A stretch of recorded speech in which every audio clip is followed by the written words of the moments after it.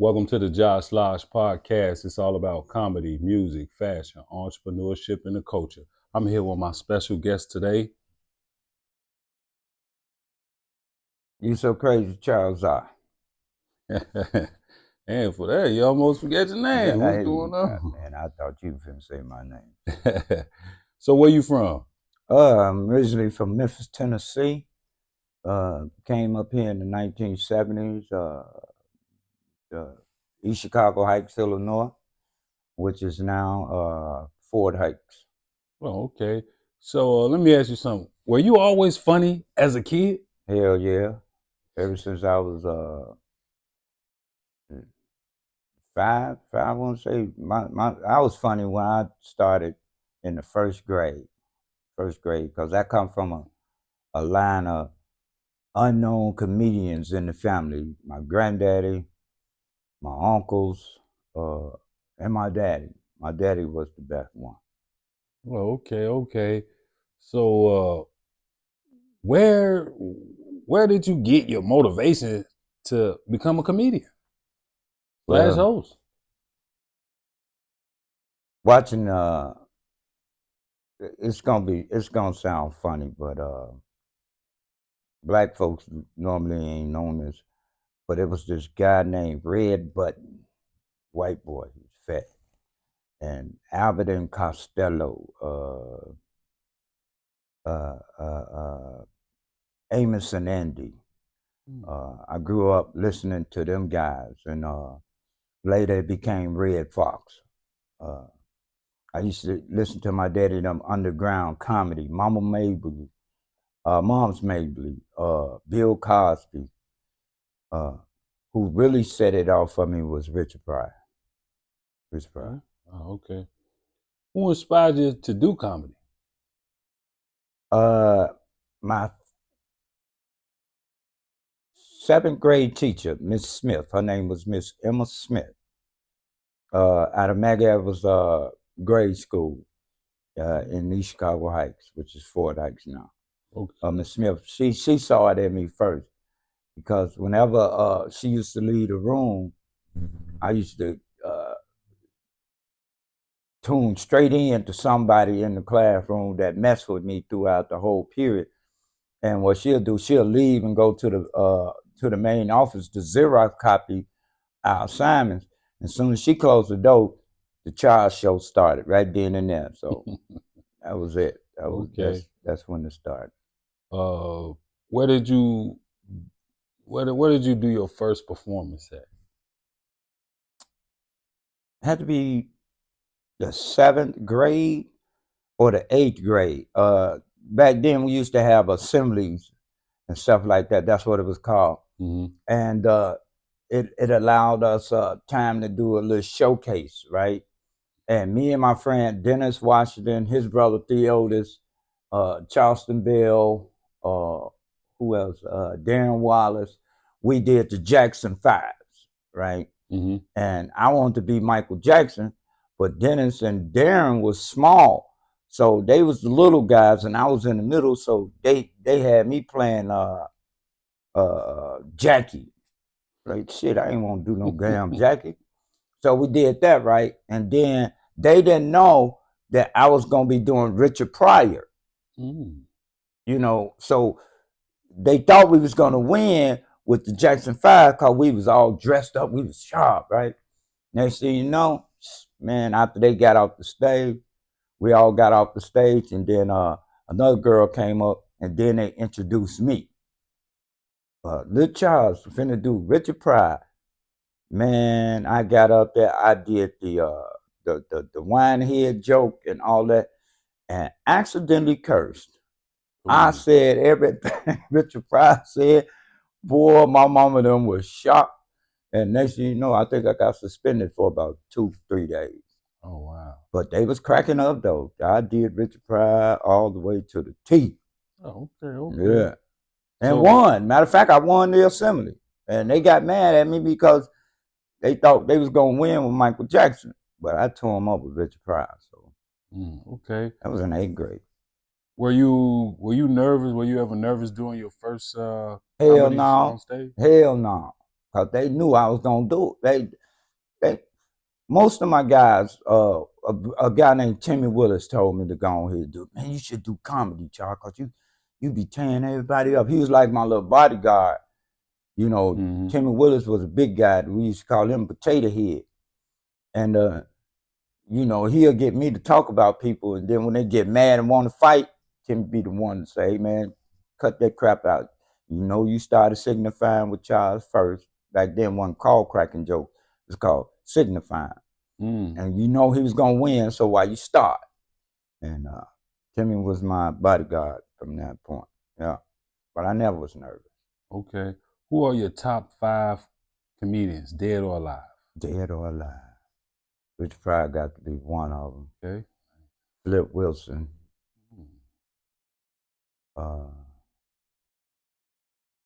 Jackie Gleason. Rodney Dangerfield. Mm-hmm. And Andrew Dice Clay.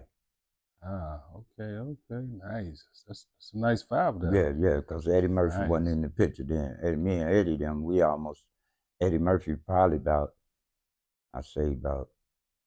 8, 9 years older than me. So. Okay. Yeah.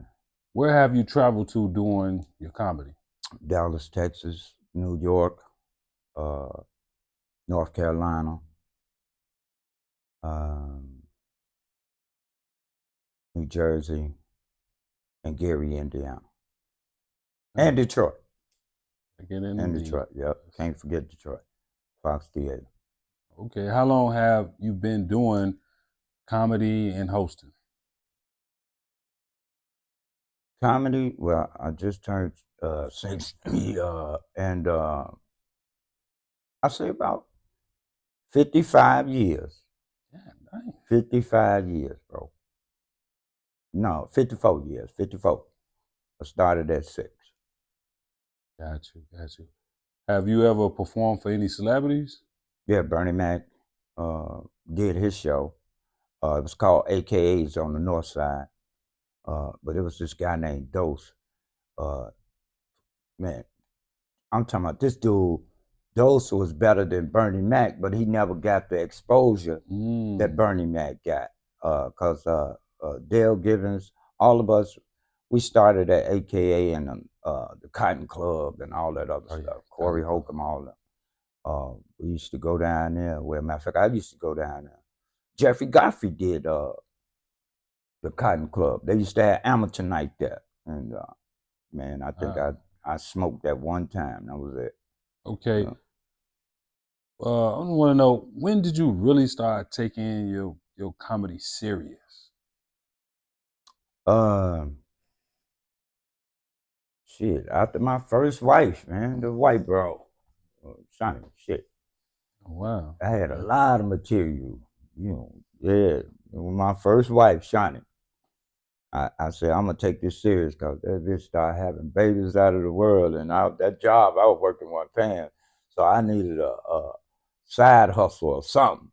So I started throwing parties, and then I started doing comedy, emceeing. My partner T.O. Hardiman, the X-Man, put me up on my first live comedy emceeing. Then that's when we had Tony Schofield and all them guys, Leon Rogers, them come out, and I'll be the host. Call them on, and most of the people said, "Damn, man, you was more funny. You should have been the comedian." So that's about it. Yeah. Have other comedians ever stole your jokes? Not that I know of, but they won't say it anyway, because if you're not popular on TV or nothing like that, they can frequent these little amateur clubs, right? And the ones that famous can steal your jokes, because they expect that you're not gonna be out there what they doing. So I can understand what Cat Wynn was saying, that people steal people's jokes, and that's abomination in the comedy club. But we all stole shit. You know, it's just that if somebody steal my joke, I want you to perfect it to the best ability, you know, because it ain't, you know, if I couldn't make it funny for I love for somebody to steal my joke and they famous. I run off of it. Then, matter of fact, I even call them and ask them, do they want me to write some more jokes for them? Hey, that's pretty instead of smart. taking it personal. You know what I mean? Yeah, Because that's pretty all of smart. us stole from Richard Pryor. Most of us stole from Red Fox. Hmm. The knock knock jokes and all that. We all stole. So Okay. it don't matter. Maybe that person could tell that joke better than you did. You know. So Man, okay. that's how I feel about stealing jokes. What advice can you give to the up and coming comedian? Be consistent. Uh, know your timing. Bombing ain't that you the worstest person or the worstest comedian in the world. Cause people love for you to bomb anyway. I love bombing, man. Cause then that way I can use that. Say, like if I bombed, I mean, like, damn, who let them crickets in here? I'm trying to tell you. So bombing ain't no bad thing, man. Some of the best comedians bombed. Richard Pryor even bombed when he came back when he got burnt and shit. He bombed on his first day back. He got there and he wasn't as funny as everybody thought he was, but Hmm. he kind of got himself back together because maybe I guess he probably was nervous, after he got burnt and shit. Uh, he tried to put on the show and then it wasn't as funny. So when he went backstage, get ready to do for the next show, he did good because he didn't let that little first show affect his second show. So everybody bombs. That's it. Speaking of shows, when is your next show and where would it's going to be at? What you got December going on? 31st at the Grand Ballroom off of 63rd and Cottage. Hmm. New Year's Eve. New Oh, Year's Eve. Then I got some coming up in March. It's gonna be at the 1120 North Lamont off of Division. It's called the Amber Hall. It's gonna be a one-man show, multi-personalities. that's going to be funny, I bet. Yeah. I'm gonna play like 6 characters, a one-man show, and that's basically it. Okay. So let everybody know, what are your social media platforms? Where can people just go check you out? Facebook, Charles Rogers. Check me out on Instagram, Hmm. uh, Charles at 1793, Okay. 7193. I don't know what the fuck I came up with Are you that on number from. TikTok or No, I don't do Snapchat, TikTok. Nope. Instagram? No. Just Okay. only Instagram and Facebook. Okay. Okay. Yeah, that TikTok shit, I ain't letting them Chinese people get my information. Shit. Would you ever do a tour? Hell yeah. Yeah. I would do a tour. Uh, who I would probably want to be with uh, on that tour would be with Tommy Davidson, uh, Corey Holcomb, uh, who else? If he was still alive, Patrice O'Neal. Okay, okay. So tell everybody, what is your stage name? You So Crazy Charles, with the capital U, SOCRAZY, Charles R. Oh, that's good. That's good. So what makes a good comedian? What makes a good comedian? First of all, it's two. You got two sets of comedians. See, a comic, and then you got the comedian. The comic is the motherfucker who's gonna be sitting up there doing crazy, ignorant shit, to make you laugh, like a Arnaz J. He's a comic. Hmm. Because he got uh, stage presence that look goofy and all that other shit. Uh, but a comedian is Red Fox, uh, Eddie Murphy, and Kevin Hart. See, because Kevin Hart, his jokes is real, man. You know what I mean? And Lil Rel, Lil Rel. yeah. Because the comedians is storyteller. Hmm. That means they can tell you about a story, and you can never get tired of them because they talking about real life situations that most people won't think that's funny, but it'll be funny to them. You know what I mean? Yeah. And that's what I am. I'm a storyteller, man. I could use anything. I don't write nothing down. I just go with the flow and just be funny, man. That's it. So where did you get your name, You So Crazy, from? Well, basically, it was a byproduct of Martin Lawrence. Martin Lawrence is one. If you would have told me my top 10, Martin Lawrence would have been in there. Because every time I said something that was funny, either on the job or at the crib, people would be like, "Man, you so crazy, Charles." And so I stuck with it. So it didn't come off Martin Lawrence, you so crazy. That was just a topic he said for a comedy act. But I took the U and turned it into the capital U and then S.O. Crazy, because people used to say, "Man, you so crazy." And okay. So I grabbed it from there.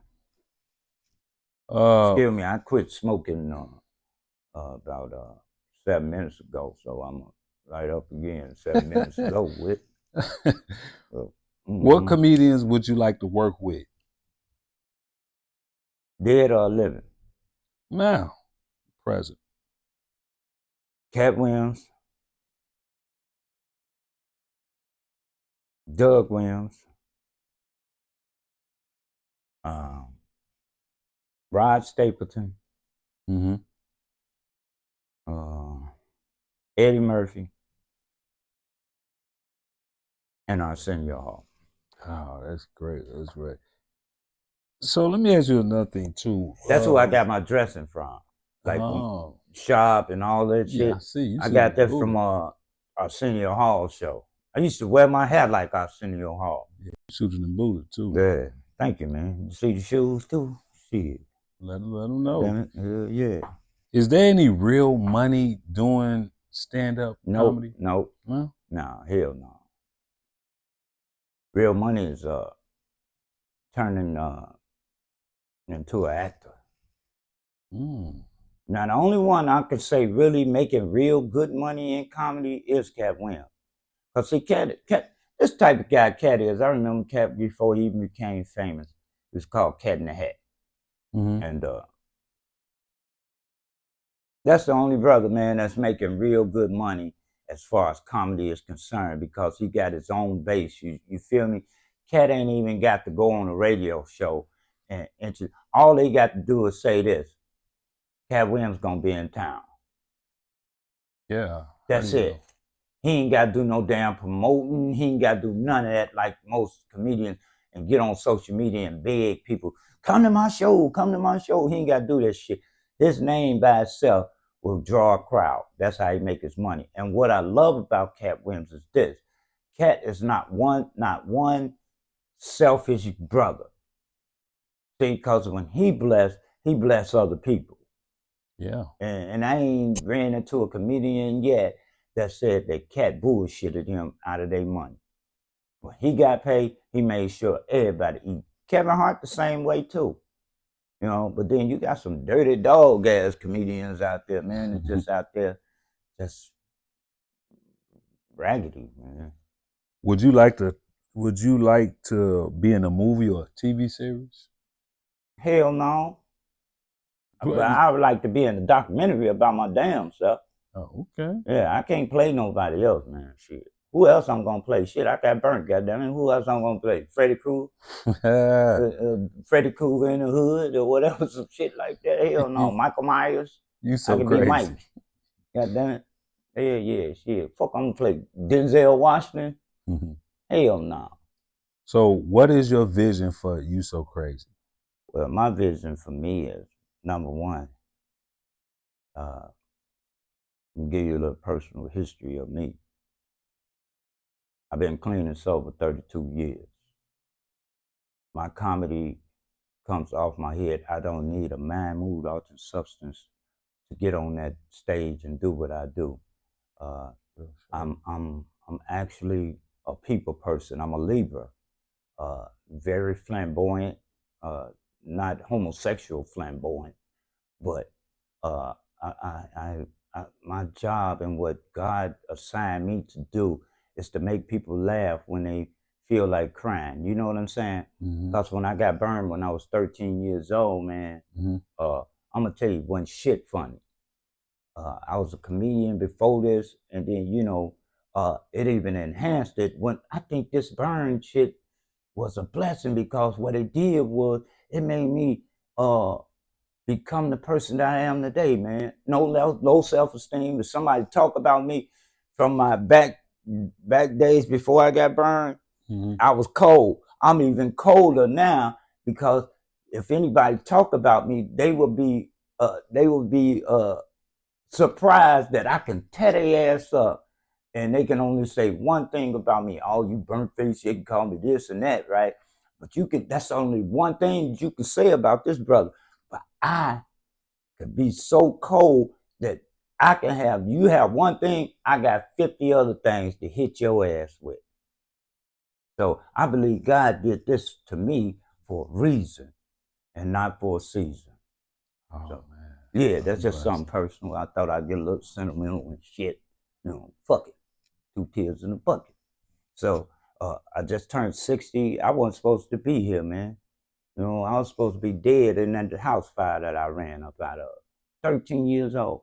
Mm. And when I got to high school, people still tried to talk about me. They tried to dog me out, but my comedy outweighed all that shit. Yeah, You God feel is me? good. Yeah. So I'm just gonna let my viewers. I want to know, like, once again, where can they find you at? And man, I want to just say personally, thank you They for can coming on the find me in my podcast. crib. No, I'm bullshit.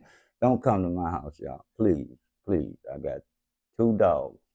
And they look like Rockwellers, but they Shih Tzus.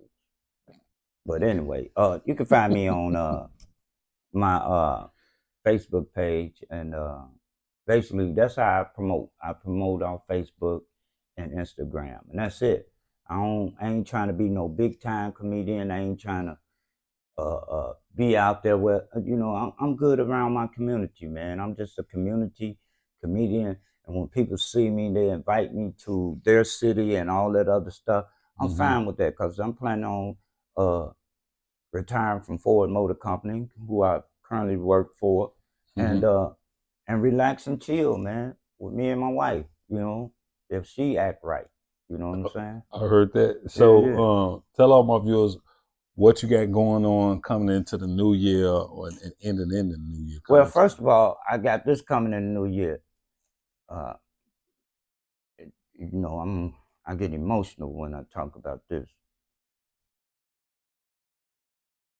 Give me a minute.